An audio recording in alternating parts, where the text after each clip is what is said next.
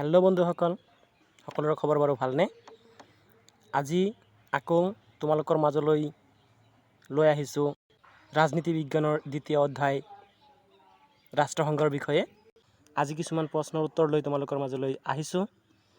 আজি প্ৰথম প্ৰশ্নটো হৈছে, আন্তৰ্জাতিক ন্যায়ালয়ৰ প্ৰধান কাৰ্যালয় ক'ত অৱস্থিত? উত্তৰটো হৈছে হলেণ্ডৰ দি হেগ চহৰত। ইয়াৰ পিছৰ প্ৰশ্ন হৈছে, কোনটো অংগক ৰাষ্ট্ৰসংঘৰ প্ৰাণকেন্দ্ৰ স্বৰূপ বুলি বিবেচনা কৰা হয়? উত্তৰটো হৈছে সচিবালয়।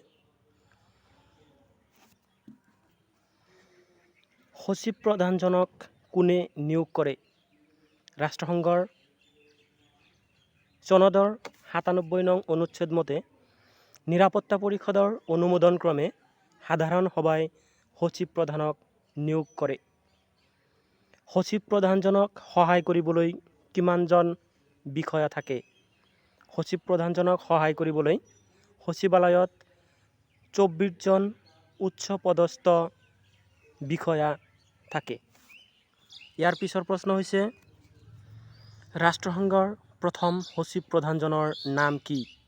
নৰৱেৰ ট্ৰাইব হালফদান লি। আন এটা কুৱেশ্যন হৈছে, ৰাষ্ট্ৰসংঘৰ বৰ্তমান সচিব প্ৰধানজনৰ নাম কি? পৰ্তুগালৰ এণ্টনিঅ গুটেৰাছ। এইটো ভেৰি ইম্পৰ্টেণ্ট কুৱেশ্যন হয়।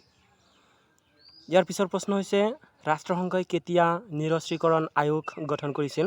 ইয়াৰ পিছৰ প্ৰশ্ন হৈছে, ৰাষ্ট্ৰসংঘই কেতিয়া নিৰস্ত্ৰীকৰণ আয়োগ গঠন কৰিছিল? উত্তৰটো হৈছে ১৯৫২ চনৰ জানুৱাৰী মাহত। আন এটা কুৱেশ্যন হৈছে কি, যে আংশিকভাৱে আণৱিক অস্ত্ৰৰ বিস্ফোৰণ নিষিদ্ধ চুক্তি চমুকৈ যাক কোৱা হয় PNTBT চুক্তি কেতিয়া সম্পন্ন হৈছিল? উত্তৰটো হৈছে ১৯৬৩ চনত। বহি মহাকাশ চুক্তি যাক চমুকৈ কোৱা হয় OST চুক্তি কেতিয়া হৈছিল? ১৯৬৭ চনত। ইয়াৰ পিছত আন এটা কুৱেশ্যন হৈছে, পাৰমাণৱিক অস্ত্ৰ সংকোচন চুক্তি যাক চমুকৈ কোৱা হয় NNPT চুক্তি কেতিয়া স্বাক্ষৰিত হৈছিল? ১৯৬৮ চনত। আৰু এটা প্ৰশ্ন হৈছে, সমুদ্ৰতলী নিয়ন্ত্ৰণ চুক্তি চমুকৈ যাক কোৱা হয় SCT চুক্তি কেতিয়া হৈছিল? ১৯৭১ চনত। ইয়াৰ পিছত আন এটা কুৱেশ্যন হৈছে, SALT 1 চুক্তি কেতিয়া সম্পন্ন হৈছিল? এনচাৰটো হৈছে কি ১৯৭২ চনত। আন এটা কুৱেশ্যন হৈছে, SALT 2 চুক্তি কেতিয়া সম্পাদিত হৈছিল? এনচাৰটো হৈছে ১৯৭৯ চনত।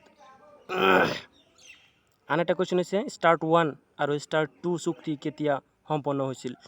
START 1 হৈছে ১৯৯১ চনত আৰু START 2 হৈছে ১৯৯৩ চনত। আন এটা কুৱেশ্যন হৈছে, পাৰমাণৱিক অস্ত্ৰ পৰীক্ষা নিষিদ্ধ চুক্তিত কিমানখন ৰাষ্ট্ৰই সমৰ্থন কৰিছিল আৰু এই চুক্তি কেতিয়া হৈছিল? ১৯৯৬ চনত ১৫৮খন ৰাষ্ট্ৰৰ সমৰ্থনত এইখন চুক্তি সম্পাদিত হৈছিল। ইয়াৰ পিছত আন এটা কুৱেশ্যন হৈছে, কেতিয়া ৰাষ্ট্ৰসংঘৰ মানৱ অধিকাৰ আয়োগ গঠন কৰা হৈছিল? এনচাৰটো হৈছে ১৯৪৬ চনৰ ১৬ ফেব্ৰুৱাৰী তাৰিখে। ৰাষ্ট্ৰসংঘৰ মানৱ অধিকাৰ আয়োগ গঠনৰ সময়ত ইয়াৰ সদস্য সংখ্যা কিমান আছিল?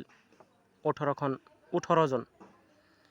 ইয়াৰ পিছত আন এটা কুৱেশ্যন হৈছে, ৰাষ্ট্ৰসংঘৰ মানৱ অধিকাৰ আয়োগৰ সংখ্যা কেতিয়া বৃদ্ধি হৈছিল?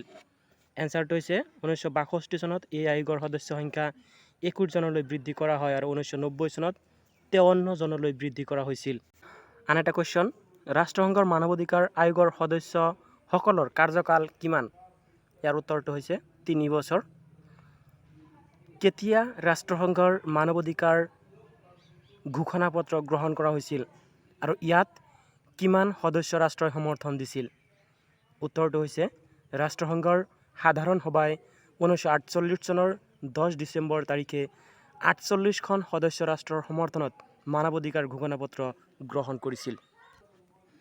আন এটা কুৱেশ্যনলৈ আগবাঢ়িছোঁ, বিশ্ব মানৱ অধিকাৰ দিৱস কেতিয়া পালন কৰা হয়? ১০ ডিচেম্বৰ তাৰিখে। আন এটা কুৱেশ্যন হৈছে, মানৱ অধিকাৰ ঘোষণাপত্ৰত প্ৰস্তাৱনা আৰু অনুচ্ছেদৰ সংখ্যা কিমান? এনচাৰটো হৈছে এটা প্ৰস্তাৱনা আৰু ৩০টা অনুচ্ছেদ আছে মানৱ অধিকাৰ ঘোষণাপত্ৰত। ইয়াৰ পিছত আছে আন এটা কুৱেশ্যন, মানৱ অধিকাৰ ঘোষণাপত্ৰই মূলতঃ কিমান উদ্দেশ্য সাধন কৰিছে? ইয়াৰ এনচাৰটো হৈছে মূলতঃ দুটা উদ্দেশ্য সাধন কৰিছে। ৰাষ্ট্ৰসংঘৰ মানৱ অধিকাৰ ঘোষণাপত্ৰৰ মূল উদ্দেশ্য দুটা উল্লেখ কৰা। উত্তৰ হৈছে প্ৰথম, বিশ্বৰ জনগণৰ বাবে প্ৰয়োজনীয় অধিকাৰসমূহ এই ঘোষণাপত্ৰত সন্নিৱিষ্ট হৈছে, আৰু দ্বিতীয়, এই ঘোষণাপত্ৰত উল্লেখিত অধিকাৰসমূহক সদস্য ৰাষ্ট্ৰসমূহে স্বীকৃতি দিছে। ইয়াৰ পিছত আন এটা কুৱেশ্যন আছে, ৰাষ্ট্ৰসংঘই কেতিয়া মানৱ অধিকাৰ আয়োগ গঠনৰ বাবে সদস্য ৰাষ্ট্ৰসমূহৰ পৰা পৰামৰ্শ বিচাৰিছিল? 1966 চনত। ইয়াৰ পিছৰ আন এটা কুৱেশ্যন হৈছে, ভাৰতবৰ্ষত কেতিয়া ৰাষ্ট্ৰীয় মানৱ অধিকাৰ আয়োগ গঠন কৰা হয়? উত্তৰটো হৈছে 1993 চনৰ 12 অক্টোবৰ তাৰিখে। ভাৰতৰ মানৱ অধিকাৰ সুৰক্ষা আইন 1993 কেতিয়া আইনত পৰিণত হয়? 1994 চনৰ 8 জানুৱাৰী তাৰিখে। আন এটা কুৱেশ্যন হৈছে, ৰাষ্ট্ৰীয় মানৱ অধিকাৰ আয়োগৰ সভাপতিৰ অৰ্হতা কি হ'ব লাগিব? এনচাৰটো হৈছে ৰাষ্ট্ৰীয় মানৱ অধিকাৰ আয়োগৰ সভাপতিজন উচ্চতম ন্যায়ালয়ৰ প্ৰাক্তন মুখ্য ন্যায়াধীশ হ'ব লাগিব। তো বন্ধুসকল, আজিলৈ ভিডিঅ'টো ইমানেই।